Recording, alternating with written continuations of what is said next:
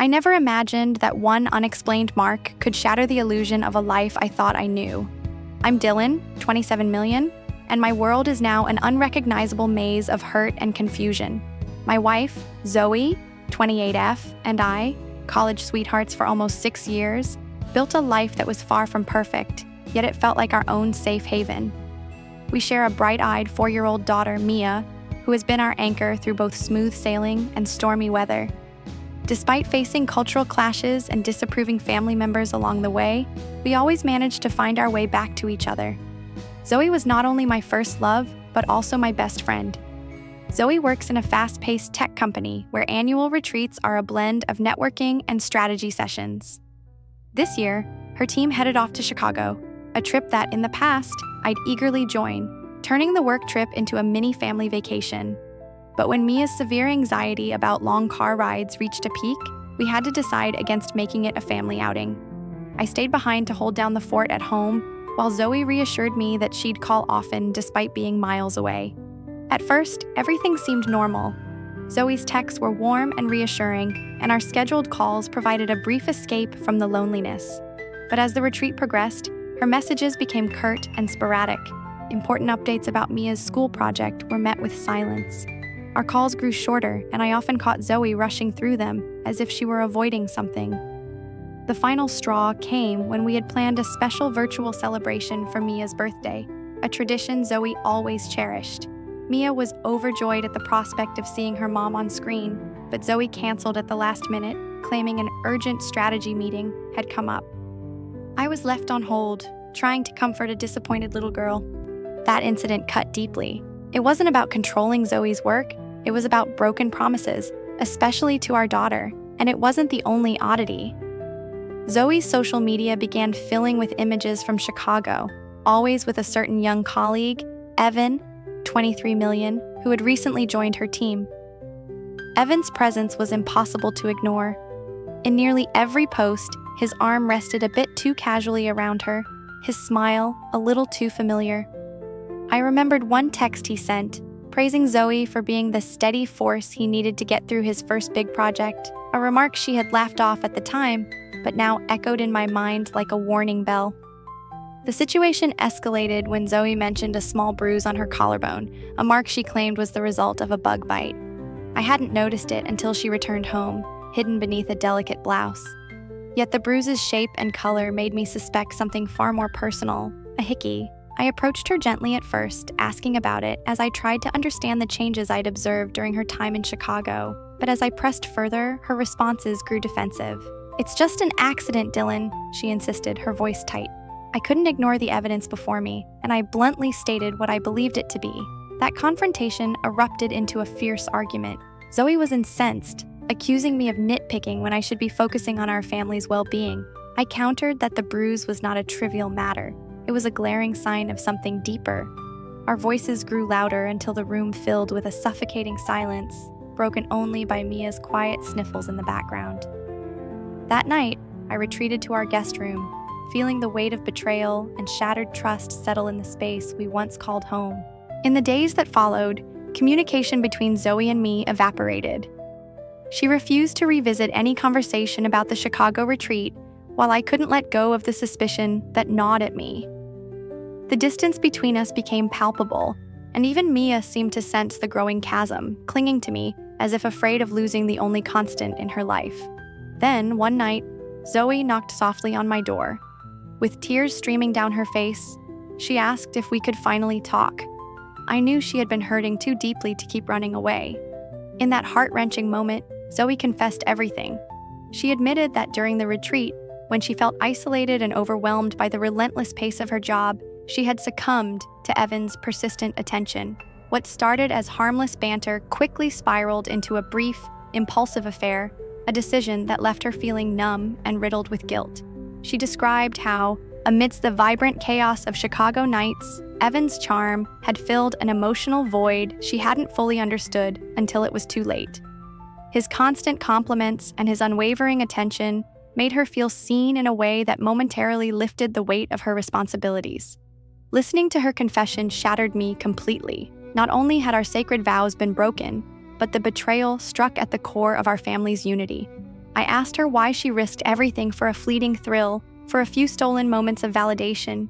Zoe's answer was raw and muddled. She spoke of feeling broken inside, haunted by memories of her own father's neglect and the quiet, unspoken pain of growing up without genuine connection.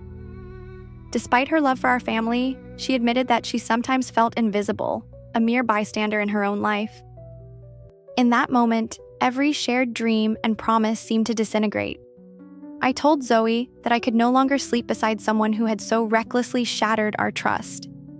I packed a bag and moved into the guest room permanently, leaving our shared bed empty and the silence between us deafening. Mia, ever perceptive, began to show signs of distress. During her visits with Zoe, she clung to me, her wide eyes filled with confusion over the growing distance between her parents. Realizing the gravity of her actions, Zoe eventually agreed to move out temporarily. She took refuge at a friend's apartment, hoping that distance might provide the space needed to confront the aftermath of her choices. My mother called, urging us to seek help and reminding me of the many times I had seen Zoe's warmth and dedication shine through our struggles. Yet, her words rang hollow against the backdrop of our crumbling family life. Amidst this personal upheaval, Zoe made another drastic decision. She resigned from her position. The HR inquiry into her conduct, and particularly her questionable closeness with Evan, had left her feeling isolated and cornered. For Zoe, quitting was a desperate attempt to sever the toxic ties that had contributed to her lapse in judgment. Even so, this move could not erase the deep wounds the affair had inflicted. With Mia caught in the middle of our unraveling world, I sought professional help for both of us. I began individual counseling and arranged for Mia to attend play therapy, hoping to shield her from the full impact of our separation. Reluctantly, Zoe and I also started marriage counseling, not as a promise of immediate reconciliation, but as a necessary step to navigate the painful aftermath of betrayal. During our sessions, we delved into the underlying issues that had long simmered beneath the surface. Zoe spoke of her upbringing, a childhood marked by emotional neglect and the unspoken burden of her father's absence. I shared the deep sense of loss and betrayal that had taken root in me, not just because of the missed birthday call or the bruise on her collarbone, but because of the shattering of trust we once held sacred. We even touched on the symbolism of our wedding bands, once a testament to our unwavering bond, now tarnished by choices that seemed irreparable. Yet, even as we unpacked our shared history and examined our individual wounds, the path forward remained obscured by uncertainty. Zoe pleaded for a chance to rebuild what we had lost, insisting that her actions were a momentary lapse rather than a reflection of her true feelings. But I could not shake the memory of her secretive glances with Evan, the soft whispers behind closed doors, and that unmistakable mark that told a story of intimacy with someone else. I told her that until trust could be rebuilt, I wasn't sure if I could ever share the same space with her again. I even warned that if she stayed under the same roof, it would only further destabilize Mia's world. In the end, Zoe agreed to live separately, hoping that time and space might heal our wounds. Mia, in her innocent way, struggled with the changes. We explained the separation in simple, honest terms, ensuring her that both of us still loved her deeply, even if we were apart. But the shift was noticeable. When Zoe visited, Mia's bubbly chatter faded into cautious silence, and she often clung to me, as if trying to hold on to the remnants of our once unified family. The growing distance between mother and daughter cut me to the core. I wondered how many small, precious moments were slipping away, shared bedtime stories, playful laughter, and the simple comfort of a mother's embrace. Even as we worked through the early stages of counseling, the shadow of the affair lingered. In our sessions, Zoe admitted that her actions weren't a premeditated betrayal, but rather a desperate cry for recognition, a fleeting escape from feeling perpetually overlooked. Evan's attention had filled a void that she had long tried to ignore, but in that moment of weakness, she had sacrificed the foundation of our family. Now, as we continue this period of separation, I find myself at a crossroads. I still love Zoe.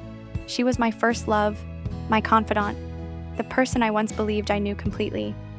Yet each day, I struggle to reconcile the woman I married with the choices she made in Chicago. I don't know if we can ever fully recover, or if this separation is simply a painful pause before an inevitable goodbye. For now, my focus is on Mia.